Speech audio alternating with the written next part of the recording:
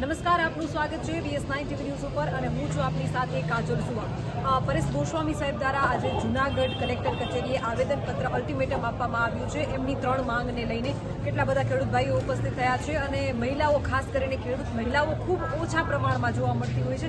ત્યારે એક બહેન મારી સાથે ઉપસ્થિત છે અને એમના પિતા અહીં આવ્યા છે અને ખેડૂતની દીકરી છે.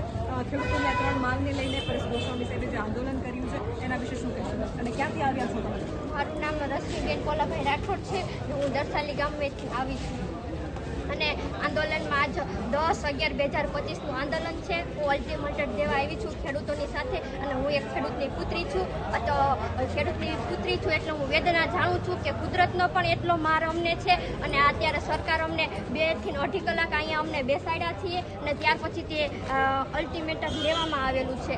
તો એ કંઈ સરકારની કાયદાકીય રીત ન કહેવાય, કારણ કે રીતનું એ કારણ છે કે જ્યારે એ વોટ માગવા આવ્યા હતા ત્યારે અમે તેમને વ્યવસ્થિત વોટ દઈ દીધો હતો અને અત્યારે અમને લબડાવે છે. તો એ કંઈ વ્યાજબી વાત ન કહેવાય. અને જે મોટા માણસો હોય, અધિકારી હોય, એનું કેમ અંદર ને અંદર મામલો પતી જાય છે ને અમારે કેમ ભીખ માગવી પડે છે? તો અમે શું ખેડૂત છે તો અમે અમારો પણ અધિકાર છે ને, જેવી રીતના સરકારી માણસો હોય, બીજા કોઈ માણસો હોય તો એવી રીતના અમારો પણ અધિકાર થાય છે ને. તો અમને કેમ અમારી સરકાર આ છે, સત્તા સરકાર છે તો અમારો કહેવાનો અધિકાર છે, તો એ કેમ અમને ધ્યાનમાં નથી લેતી? અમારું જીવ હોય એ કોઈ વસ્તુ ખેડૂતોનું સાંભળતું જ નથી કોઈ વસ્તુ. ત્યારે અમને બહુ જ દુઃખ થાય છે, કારણ કે કુદરતે પણ માર દીધો છે અને આ સરકાર પણ અમને સાંભળતી નથી. અને બીજું મારું એ કહેવાનું છે કે આ આવેદન અલ્ટિમેટમ દેવા આવી છું ત્યારે પણ એ પણ કહું છું કે સરકાર અમારો વિડીયો સાંભળે, મોદી સરકાર. અને બીજું એ કહું છું કે 35,000 રૂપિયા તો ઓછામાં ઓછો ભાવ હોવો જ જોઈએ મગફળીનો.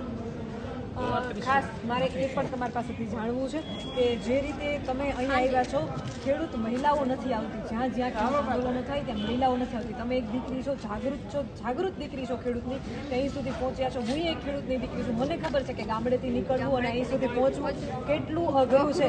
કેટલી ખેડૂતની દીકરીઓ, મહિલાઓ તમને જોતા હશે, એ બધાને શું કહેશો કે આવા આંદોલનમાં તમારા પોતાની ભાઈઓની બધી સાથે જાઓ, શું કહેશો? એટલે તે એ સાથે જવાનું કહે છે પણ અત્યારે સરકાર સાંભળતી નથી ને ત્યારે આપણે એમ થાય કે જે પુરુષ જાય છે ને તો પણ આપણે પણ નીકળવું જોઈએ. અત્યારે બધા જાગૃત થશે ને બધા નીકળશે તો જ આ સરકાર અવાજ સાંભળશે, નકર ક્યાં કોઈ સાંભળે એમ જ નથી અમારું. અત્યારે દિવાળીની સિઝન છે એટલે આપણો પાક તૈયાર થયો હોય. આપણી બહેનો 4 વાગ્યામાં ઉઠી સવારનું બધું કામ કરે, શિરામણ બધું તૈયાર કરે, બપોરના અને વાડીએ જતા હોય છે. તો એના વિશે શું કહેશો?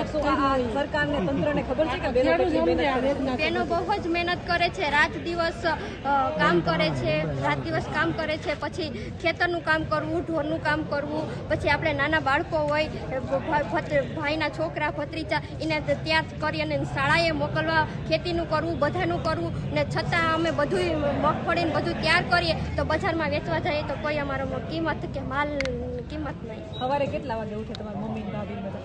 એ બધા સવારે 4:30 થી 5 વાગે ઉઠે. પછી સવારમાં ભતવાર બનાવી, રોટલા બનાવી, સવારે રોટલા બનાવીને 8 સાડા 8 થાય તો બસ શાક રોટલા બધું બનાવી અને તે પછી ખેતરના કામે જવાનું. પછી પાછો 1 વાગે આવવાનું અને 2 વાગે પાછું વર્ગી જવાનું. સાંજે 6:30 એ થઈ જાય, દિયાથમાં અમારે છૂટવાનું. અને જે પુરુષ હોય ને એને તો દિવસ રાત ટાઈમ જ ન રહે, કેમ કે પાણી વાળું આ તે બધું એ નવરાત ન થાય.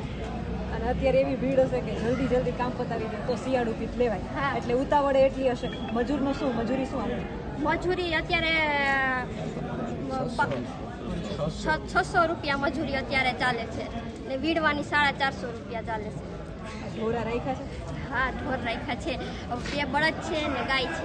બળદની વાત કરી છે ખાસ. બળદ અત્યારે કોઈ ખેડૂત રાખતા નથી, ટ્રેક્ટર આવી ગયા છે. તમે બળદ રાખ્યા છે એ સારી બાબત છે. અને તમારા પિતા સાથે આવ્યા છો તમે?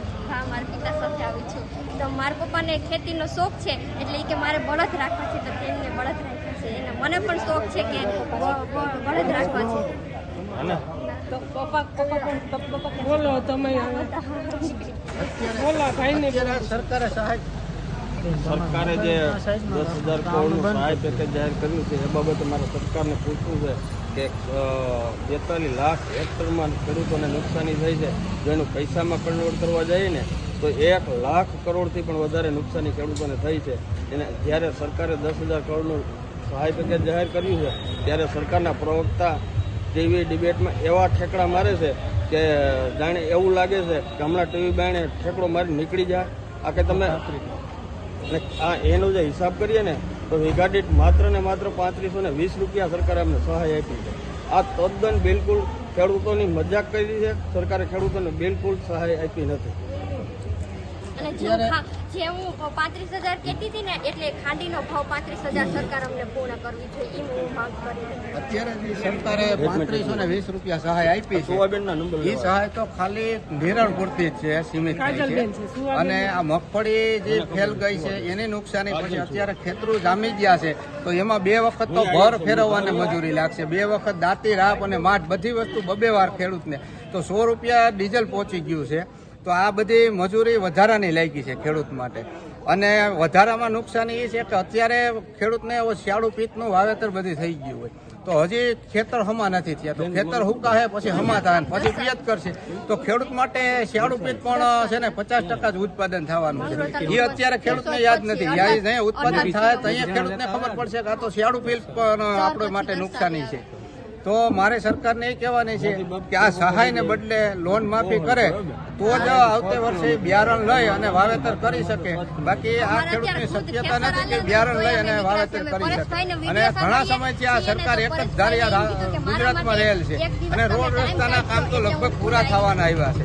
અને કદાચ વિકાસના કાર્યો ચાલુ હોય તો જે જરૂરિયાત નથી એવા વિકાસના કામ રોકી અને અત્યારે ખેડૂતને જરૂરિયાત છે તો ખેડૂતને અત્યારે પૈસાની જરૂર છે તો દેવા જોઈએ સરકારે. જેમ ખેડૂતને વર્ષ નબળું જાય તો પોતાની જુવાન દીકરી કે દીકરો થયો હોય તો પોતે પોતાના દીકરીના અને દીકરાના લગ્ન પણ અટકાવી દે છે કે આજ વર્ષે આપણે દીકરી દીકરાના લગ્નની ભવિષ્યમાં પહોંચી શકાય એમ નથી.